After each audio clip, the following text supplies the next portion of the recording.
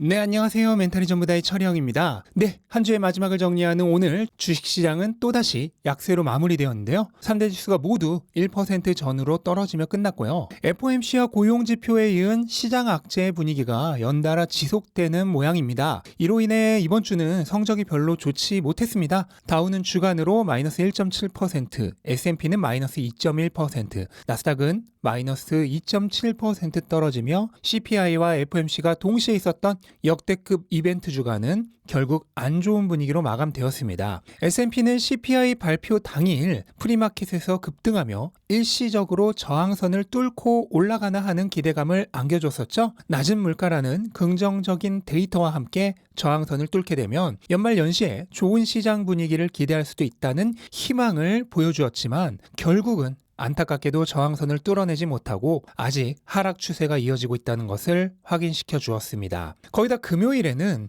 뉴욕 연은의 윌리엄스 총재가 블룸버그와의 인터뷰에서 최종 금리가 점도표보다 조금 더 높아질 수 있다는 발언을 해서 시장 분위기를 더 안 좋게 만들었습니다. 그런데 이것은 사실 충분히 예상할 수 있는 부분이긴 합니다. 저 역시도 FOMC 이후의 영상에서 최종 금리로 5.5%까지 생각하고 있다고 말씀을 드렸죠. 점도표는 연말 기준 금리이기 때문에 연중 최고 금리는 점도표보다 높을 수 있습니다. 이 점은 분명히 알고 있어야 하고요. 하지만 자라보고 놀란 가슴 소뚜껑 보고도 놀란다고 이미 심리가 많이 약해져 있는 시장에게는 그런 이성적인 판단이 어렵죠. 누군가 중요 인물이 무슨 말을 하면 일단 놀라고 보는 게 약세장에서의 시장의 모습입니다. 거기다 금요일에는 또 경기 전망에 부정적인 뉴스가 나왔는데요. 어제도 말씀드렸듯 이제 악재는 정말 악재입니다. 이전에는 악재들이 금리를 낮출 수 있다는 기대로 호재로 둔갑하곤 했는데 이제 내년도 금리 예측이 거의 마무리된 상황이기 때문에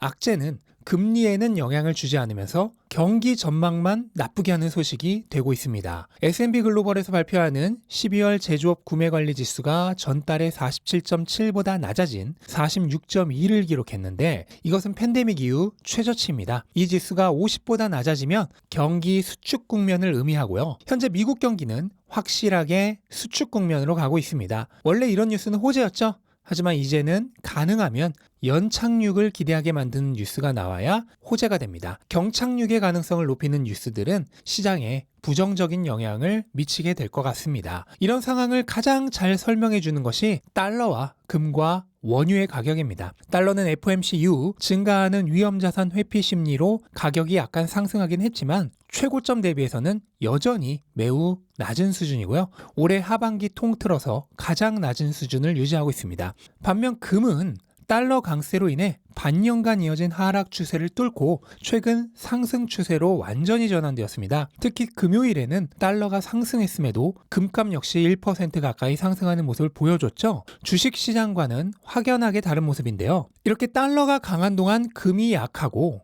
달러가 약해지니 금이 강해지는 것의 기본적인 원리는 여러 차례 설명을 드렸습니다. 달러가 강해지면 달러로 값을 매기는 모든 자산의 표시 가격은 내려갑니다. 달러가 상대적으로 강해지니 금이 그에 비해 비교적 약해지는 것입니다. 하지만 최근 달러가 약해지고 있기 때문에 금은 반대로 하락 추세를 끝내고 상승 추세로 전환된 것이죠. 그런데 같은 원리가 적용되는 원유는 어떤가요? 원유는 금과는 달리 달러가 하락해도 상승하지 못하고 연중 최저점을 계속 경신하며 하락하고 있습니다. 사실 이 모든 것이 앞으로 펼쳐질 시장 전망에 대한 힌트입니다. 달러는 비록 FOMC 이후 금리 전망이 더 오르긴 했지만 여전히 최종 금리 지점은 가까이에 있습니다. 그리고 다른 나라들은 연준보다 뒤늦게 금리를 올렸던 만큼 앞으로 더 많이 올려야 합니다. 실제로 유럽 중앙은행도 금요일 0.5%포인트의 금리 인상을 단행했죠. 두 번의 자이언트 스텝에 이은 빅 스텝이었고요. 거기에 추가적으로 앞으로도 금리가 더 많이 그리고 더 크게 상승해야 할 것이라 말을 했습니다. 근데 이것은 유럽은행뿐만 아니라 다른 나라들도 마찬가지입니다. 영국도 어제 빅스텝 인상을 했고요. 연준보다 뒤처진 많은 국가들이 앞으로 금리를 더 올릴 것입니다. 그렇게 되면 점진적으로 미국과의 금리 격차는 줄어들게 되겠고 결국 달러의 상대적인 가치는 하락하게 됩니다. 이러한 미래 전망을 바탕으로 현재 달러 인덱스가 하락 추세에 있는 것이죠. 하지만 금과 원유의 가격 흐름이 다른 것은 무엇 때문일까요? 이유는 경기입니다. 금은 경기와 큰 관련이 없습니다. 왜냐하면 주식처럼 현금 흐름이 있는 자산이 아니기 때문입니다. 따라서 경기가 나빠지면 주식은 위험자산 회피 신호로 어려울 수 있지만 금은 오히려 안전자산 선호 심리로 선호도가 올라갑니다. 경기가 좋건 나쁘건 금의 본질적인 가치에는 하등 영향을 주지 못하기 때문이죠. 따라서 금값을 매기는 달러가 상대적으로 약해지고 향후 경기 침체가 예상되니 금이 자금의 도피처로 선택받고 있는 상황인 것입니다. 그런데 원유는 왜 달러가 약해져도 힘을 못 쓸까요? 원유의 값을 매기는 달러가 약해졌으니 상대적으로 올라야 하지 않을까요? 여기에도 경기가 원인으로 자리 잡고 있습니다. 원유는 경기가 강할 때 수요가 증가합니다. 반면 경기 침체 때는 수요가 극도로 약해지죠. 달러가 아무리 약해진다 한들 그 달러보다 가격은 당연히 내려갑니다. 그리고 수요가 없을 것으로 전망된다면 가치는 당연히 내려가겠죠. 따라서 약해진 달러보다 원유는 더 약해진 것입니다. 여기에 번외편으로 하나 추가하자면 채권이 있습니다. 채권도 금과 거의 유사한 패턴을 보이고 있는데요. 작년 말부터 이어진 긴 하락 추세를 끝내고 상승 추세로 돌아섰는데 채권의 경우 금리가 높아지는 동안 가격이 낮아집니다. 반면 금리가 내리기 시작하면 가격이 높아지죠. 이 원리에 대해서는 제가 얼마 전 라방에서 설명을 드렸는데 주말 동안 하이라이트 영상을 올릴 예정이니 관심 있으신 분은 그 영상에서 확인해 주셨으면 좋겠고 어쨌든 금리와 채권 가격은 반대로 간다는 것만 외워두시면 됩니다. 근데 아직 금리 인상이 안 끝났는데 왜 벌써 오르는 걸까요?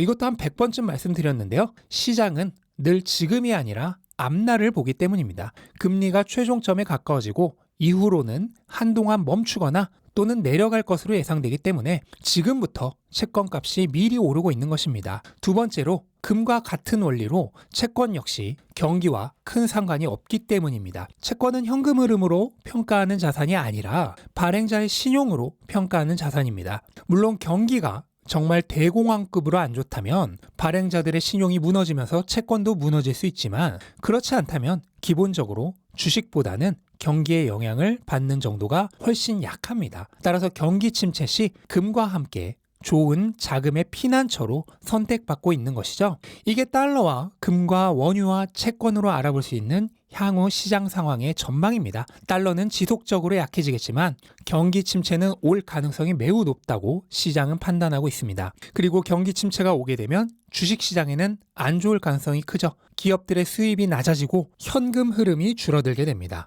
기업의 가치는 현금 흐름에 있죠. 그런데 현금 흐름이 낮아지면 당연히 기업의 가치도 안 좋아집니다.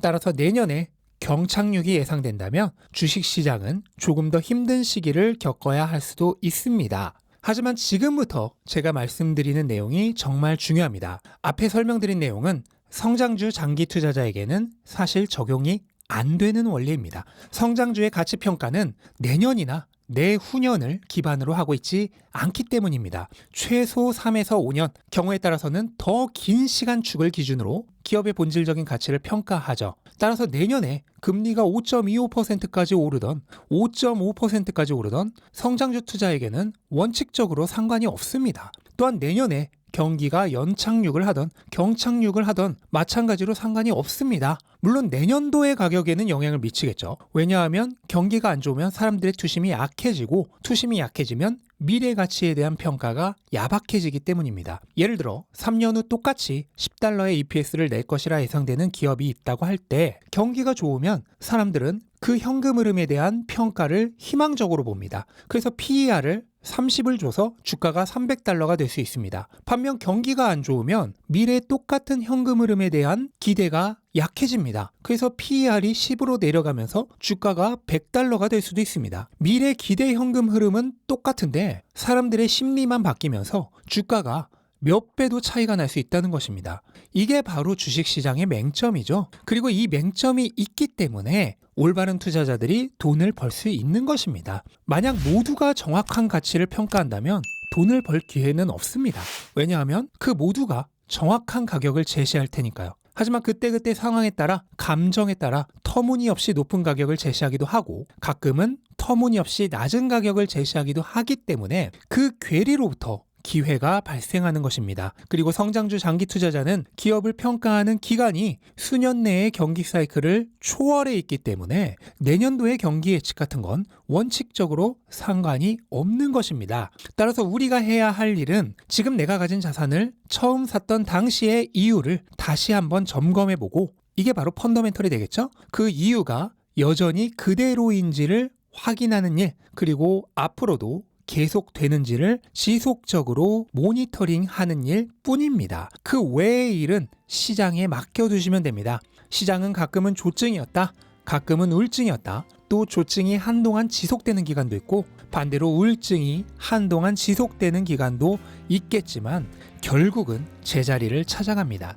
나를 시장에 맞추려 하지 마시고 시장이 나에게 맞추도록 기다리세요. 그것은 조급해 한다고 억지로 되는 일이 아닙니다. 필요한 것은 오로지 인내입니다. 기다리면 결국 시장이 나에게 맞추게 되어 있습니다. 하지만 포기한다면 나를 시장에 맞춰버리게 되고 거기서 투자는 종료입니다. 옳은 판단을 내리셨나요? 그렇다면 기다리십시오. 결국 여러분이 제대로 매겼던 그 올바른 가치로 맞춰지는 날이 올 것입니다. 네, 조금은 힘들었던 한 주간을 마치고 주말이 왔습니다. 주말 동안 편하게 쉬시면서 마음 회복하시는 시간이 되셨으면 좋겠고요. 오늘 영상은 이것으로 마치겠습니다. 영상 도움되셨다면 구독과 좋아요 부탁드리고 즐거운 주말 보내시기 바랍니다. 감사합니다.